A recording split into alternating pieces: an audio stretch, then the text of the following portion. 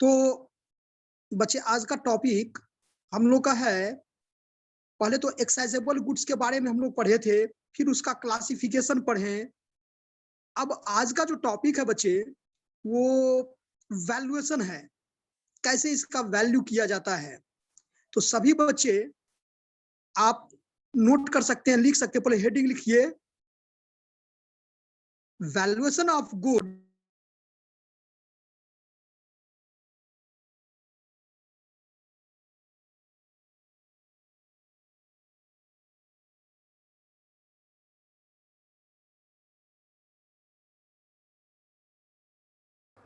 आशुतोष। कुछ बोल रहा है राजा? हाँ बट वो बोल रहे हिमेश रेशमिया बना हुआ है। थैंक यू भाई।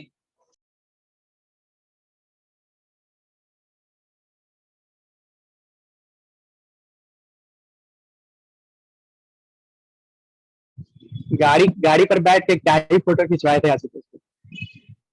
Recording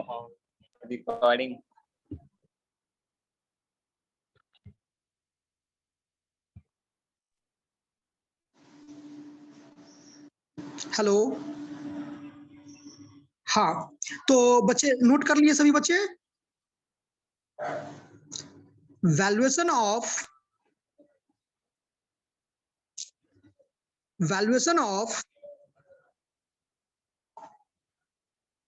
goods under central excise tariff act.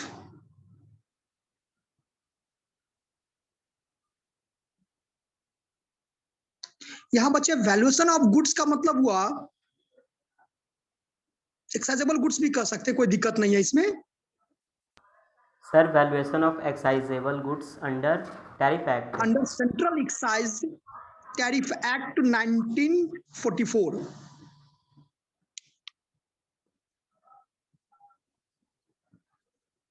Sir 1984 या 1990? Sorry 1944।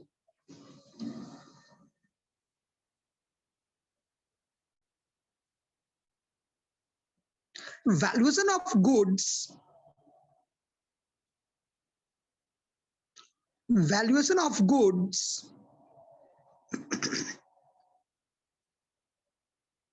valuation of goods is one of the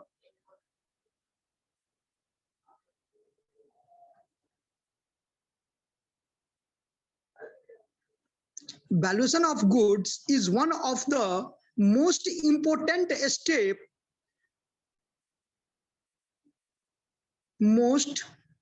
important steps in central excise.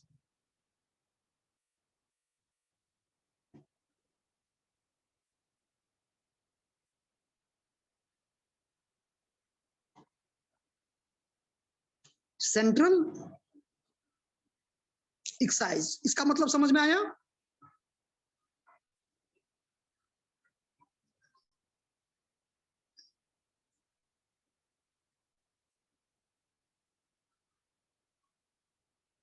बच्चे एक बार रिपीट कीजिए।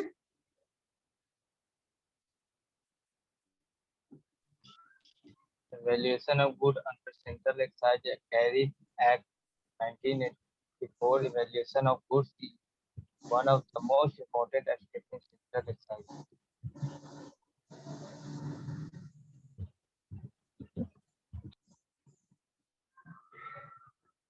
गुड्स का मतलब बच्चे यहां पर एक्साइजेबल गुड्स होगा। ये हम लोग को समझना है। In other words,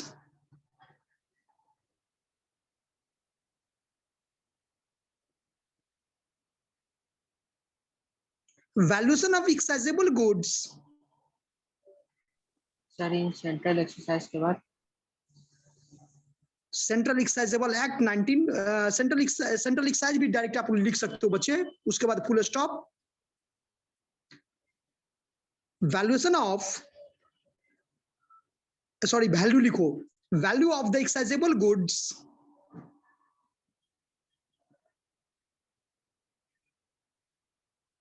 value of the excisable goods has to be necessarily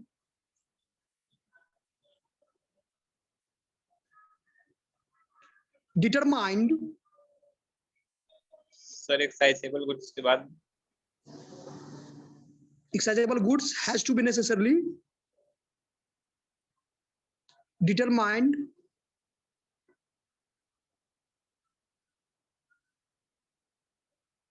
when the rate of duty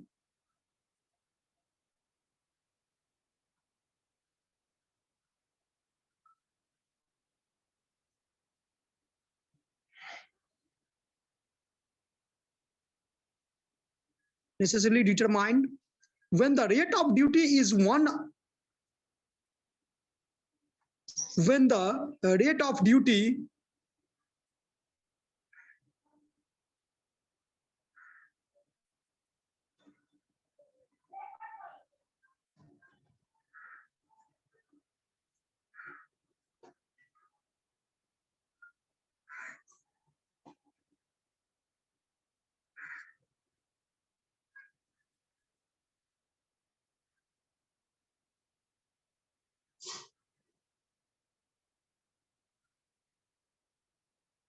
लिख लिए बच्चे, when the rate of duty is on ad valorem basis,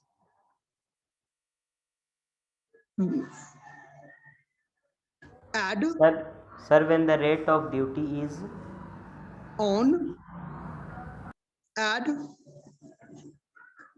valorem होता है VALOREM,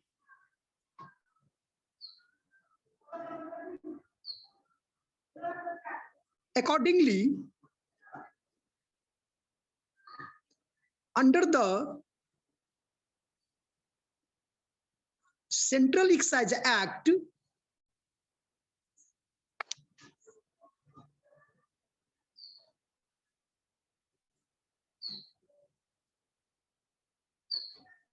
accordingly under the Central Excise Act 1944,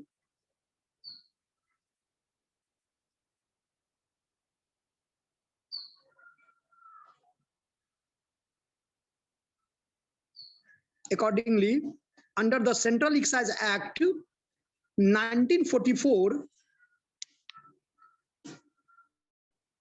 the following value are relevant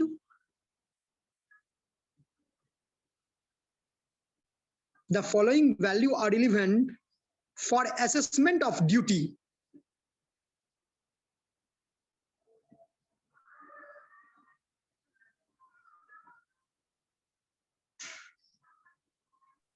relevant के बाद Relevant for assessment of duty,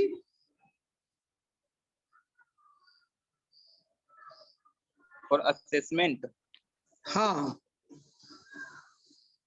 for assessment of duty. Sir कोई waiting room में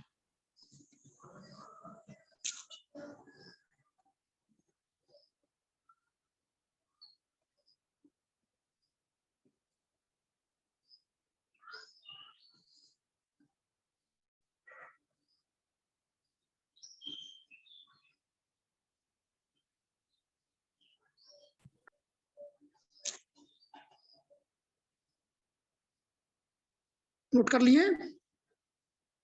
ये topic बच्चे हम लोग पढ़ रहे हैं, फिर से एक बार रिपीट कर देते हैं कि value under the central excise act, value मतलब गुड्स का वैल्यू है ना, मतलब एक्साइजेबल गुड्स, गुड्स मतलब एक्साइजेबल गुड्स, जो सेंट्रल एक्साइज एक्ट 1944 है उसमें इसका कैसे वैल्यूएशन करते हैं हम लोग हैं।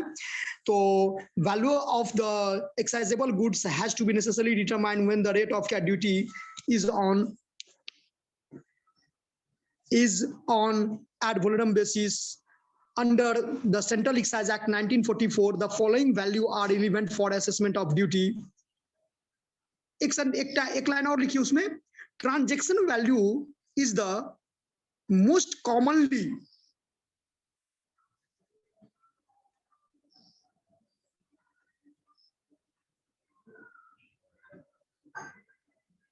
transaction value is the most commonly adopted method.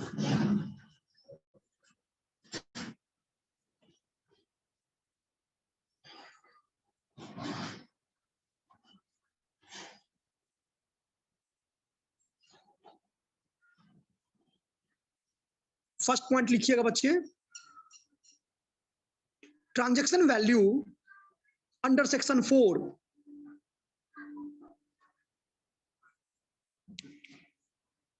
ये अंडर सेक्शन 4 यानी 4 सेक्शन में ये बताया गया है इसके बारे में।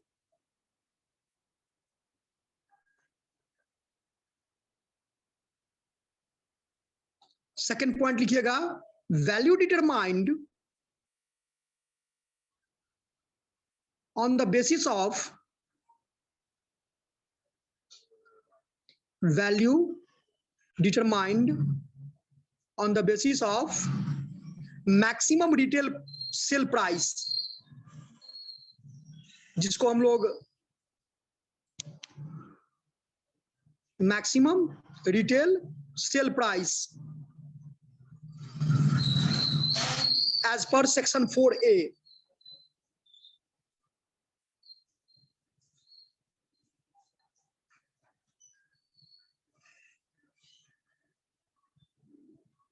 value determined on the basis of maximum retail sale price as per section 4A.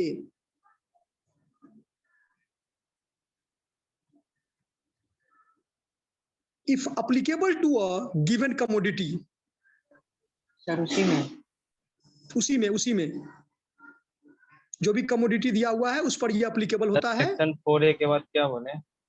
Section 4A comma if applicable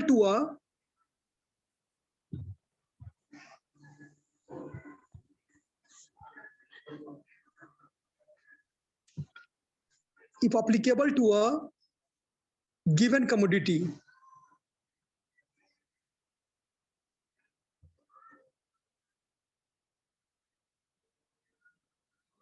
और तीसरा पॉइंट वैल्यू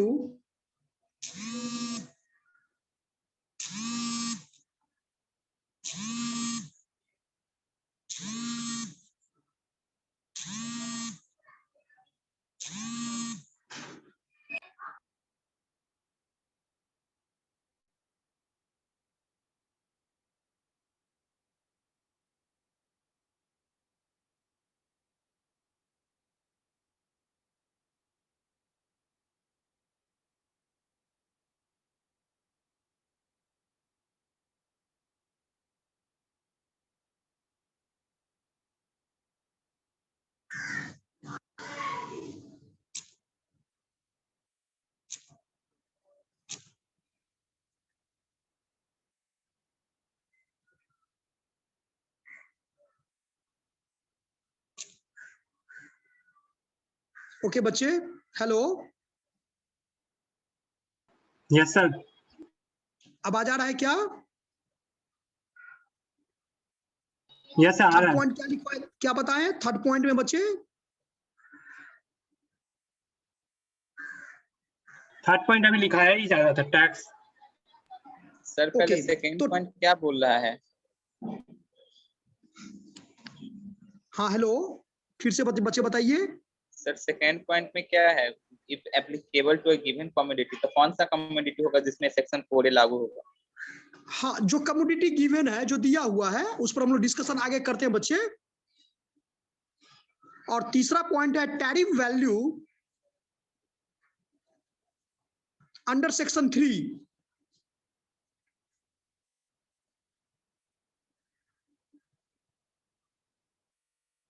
इसको डिटेल में हम लोग डिस्कशन करेंगे बच्चे।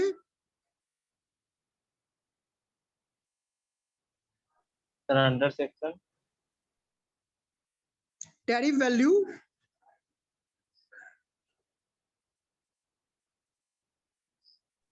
इसका स्पेलिंग बोलिएगा।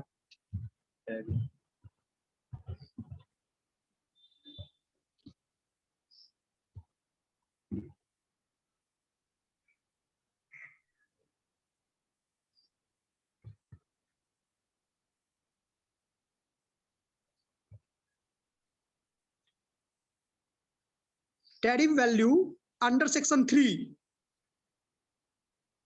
if applicable. क्या बोले sir? Tariff value under section 3,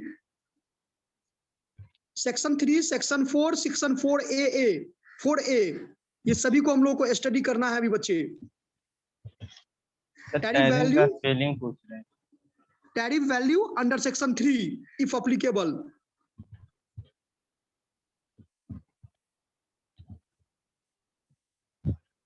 सबसे पहले हम लोग यहां पर देखेंगे ट्रांजैक्शन वैल्यू जो सेक्शन 4 में दिया हुआ है बच्चे।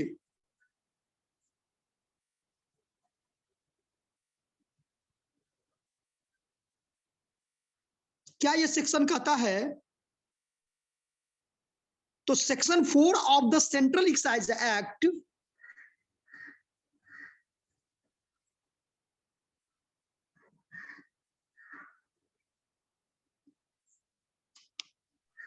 फिर से बोलिएगा sir. Section 4 of the central excise act sir इसको लिखना एज है सब्स्टिट्यूटेड बाय। सर। हाँ हेलो सर इसको लिखना है जो अभी बोल रहे हैं। हाँ बच्चे, ये ट्रांजैक्शन वैल्यू के बारे में है, डिटेल है यहाँ पर। सेक्शन 4 समझा रहे हैं। सर समझा रहे कि लिखवा रहे हैं? नहीं नहीं, आप नोट कर लीजिए। नोट करोगे तो आप लोग को भी तो नोट्स पढ़ना है ना। तो सर फिर से बोलिएगा। ये देखिए ऊपर में सबसे पहला पॉइंट, फर्स्ट पॉइंट क्या बताए थे उत्सव? अभी जो आपको फर्स्ट पॉइंट हम बताए बच्चे, वो फर्स्ट पॉइंट क्या था? Transaction value under section 4। Okay, इसी चीज को समझा रहे हैं, फर्स्ट पॉइंट को ही एक्सप्लेन कर रहे हैं बच्चे। ठीक है सर। ठीक है, पहले पॉइंट नोट करवा दिए, अब उसको समझा रहे हैं। तो ये सेक्शन 4 क्या कहता है? तो हेडिंग लिखेंगे आप लोग ट्रांजैक्शन वैल्यू। सेक्शन 4 जो है सो ट्रांजैक्शन वैल्यू के बारे में कहता है। और ये क्या कर रहा है, अब इसको नोट कीजिएगा कि section 4 of the central excise act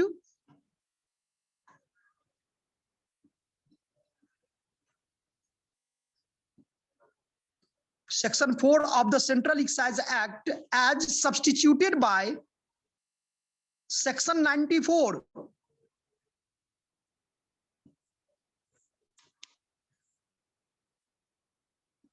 substituted by Section 94 of the Finance Act 2000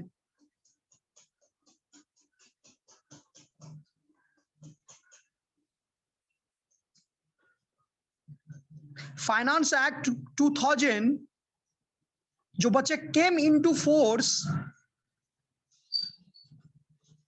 ये कब आया था?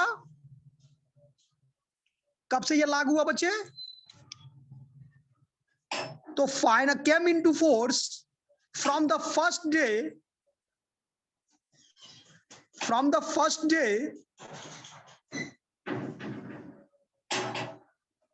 came into force from the first day of July 2000.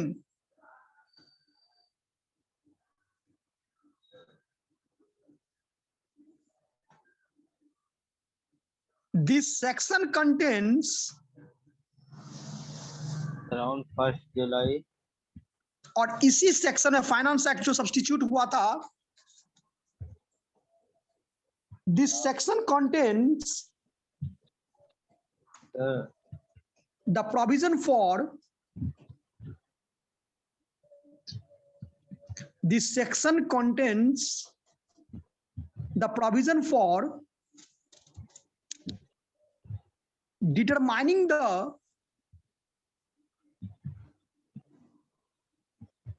transaction value of the goods.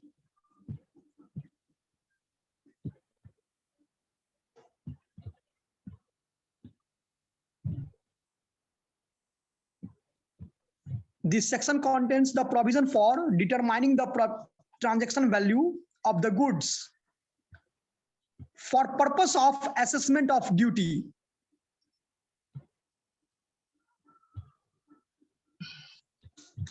बच्चे थोड़ा हम ग्रुप में आप लोग को सेंड कर रहे हैं, ठीक है?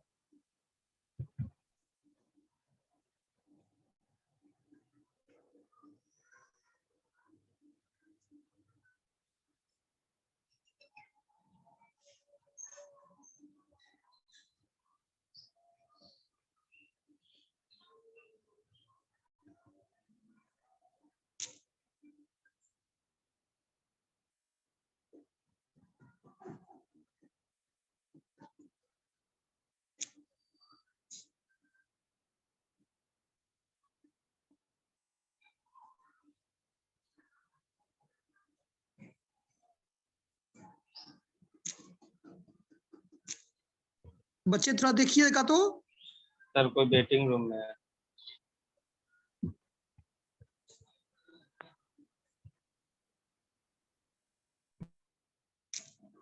बच्चे थोड़ा इसको चेक कीजिएगा, जो भेजे अभी पहुंच गया क्या? हाँ प्रिया, इसको पढ़िए तो बच्ची। Exercise duty is payable on off the following basis, यहाँ से पढ़ना। Okay, so valuation of goods is one of the most important steps in the central exercise.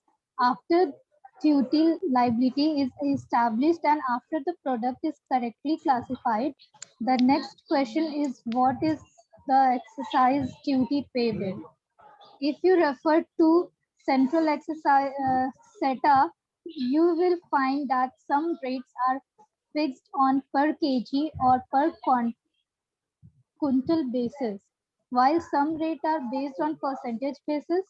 This percentage is the percent of assessable value of goods fixed as per section 4 of Central Excise Act.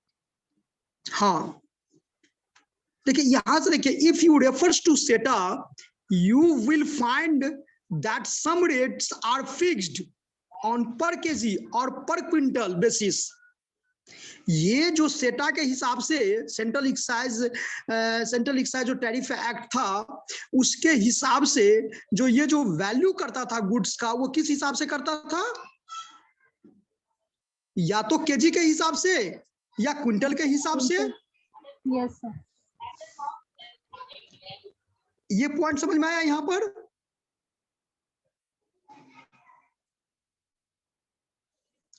If you refers to SETA, you will find that some rates are fixed on per kg or per quintal basis, while some rates are fixed on percentage basis. और कुछ वस्तु के ऊपर में वो की percentage के हिसाब से क्या करता था, रेट फिक्स किया जाता था। और this percentage is the percentage of assessable value of goods fixed as per section 4 of Central Excise Act. Central Excise Act में ये बताया गया है। Central Excise Act में बच्चे भैया ये समझ में आया क्या? हेलो, ये कैसे वैल्यू करता है? तो इसमें बता रहा है कि कुछ गुड्स का जो वैल्यू किया जाता है वो परसेंटेज में किया जाता है, कुछ गुड्स का वैल्यू क्या किया जाता है, बोलिए? केजी पर में, केजी और है ना, क्विंटल में, पर क्विंटल और परसेंटेज में भी। क्या अभिजीत इसको स्टार्टिंग से समझ में आया? ये यस सर, समझ में आ गया। ये बहुत शॉर्ट में है, लेकिन समझ में आया सर। ठीक है, ये बहुत शॉर्ट में है बच्चे। सर जो लिखाया गया है वो नहीं समझ में आ रहा है। In other words valuation of excellent goods determine when the rate of the duty. Abhijit आपका आवाज नहीं आ रहा है बच्चे, क्लियर? चलिए ना, इसी को कंटिन्यू करते हैं अभिजीत। चलिए आगे, प्रिया पढ़िए। Yes sir. आपने आशुतोष आप पढ़ो तो, आपका आवाज ठीक आ रहा है। तो सर फिर मेरा वीडियो ऑफ हो जाएगा। हेलो, कोई बात नहीं, ठीक है, जाते हैं पीछे।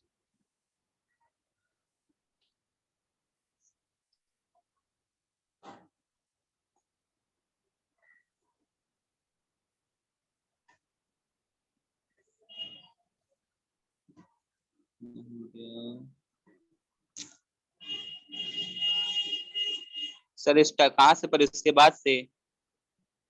हाँ जो अभी बताए ना, स्पेसिफिक ड्यूटी से। एक मिनट रुक जाइए।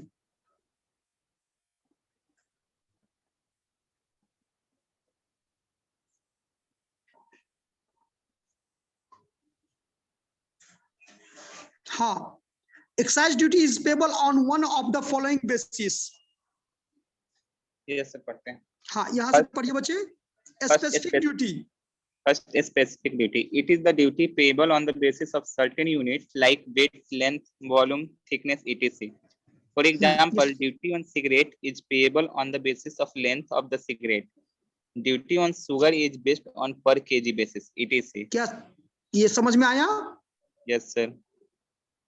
जो स्पेसिफिक ड्यूटी के बारे में इसमें बता रहा है कि बहुत सारे गुड्स का जो वैल्यू हम लोग करते हैं, ड्यूटी जो है ऑन सिगरेट, जैसे जितना बड़ा लेंथ रहता है उसका प्राइस उतना ज्यादा होता है। लेकिन अगर शुगर केन है, जैसे चीनी उनी है, तो इसको हम लोग कैसे केजी के हिसाब से फिक्स करते हैं। Yes, sir. प्रेजेंटली आगे पढ़िए। Presently, specific rates have been announced for cigarette, second matches, C, marble slab, and tiles or deep color TV. When MRP is not marked on the package or when MRP is not on the sole consideration. ये समझ में आया? No, sir. When MRP का full form क्या होता है? Minimum rate price. Minimum. अच्छा, maximum retail price. Okay, तो maximum retail price is not marked on the package. अगर किसी पैकेज के ऊपर में एमआरपी नहीं दिया हुआ है, और when MRP is not the sole consideration, मतलब सिंपल समझिए कि अगर एमआरपी उस पैकेट के मार्क के ऊपर में नहीं दिया, पैकेट के ऊपर में नहीं दिया हुआ है, ठीक है। Second line, when MRP is not the sole consideration.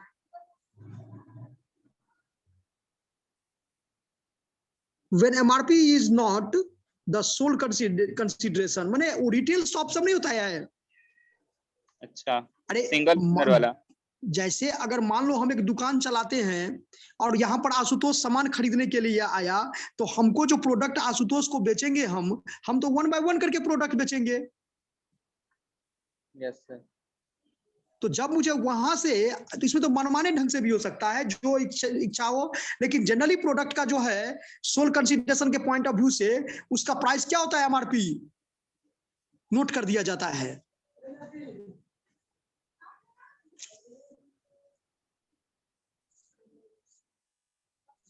क्या हुआ प्रिया, बताइए। बताइए बच्चे। हाँ बोलिए। Second, tariff value. In some cases, tariff value is fixed by government from time to time. This is a notional value for the purpose of calculating the duty payable. Once tariff value for a commodity is fixed, duty is payable as per percentage of the tariff value and not the assessment value fixed under section 4. देखो ये section के हिसाब से है। देखो बच्चे, paid और payable दोनों में अंतर है। हम पहले से ये स्टार्टिंग से ही बता रहे हैं। पेबल का मतलब वो हुआ कि जो अमाउंट हम फ्यूचर में क्या करना है, किसी को मान लो आशुतोष को 500 रुपया देना है, तो ये मेरे लिए क्या हो गया, पेबल हो गया। लेकिन आशुतोष को अगर 100 रुपया हम दे रहे हैं, इट इज कॉल्ड क्या, पेड। तो आई थिंक बच्चे आप लोग जो भी नोट्स ये भेजे हैं, इसको आप लोग स्टडी करो, बढ़िया से इसको पढ़ाई करो, ठीक है। और भी कंटेंट हम आपको क्या करेंगे, आपके ग्रुप में सेंड करेंगे, ठीक है। ओके।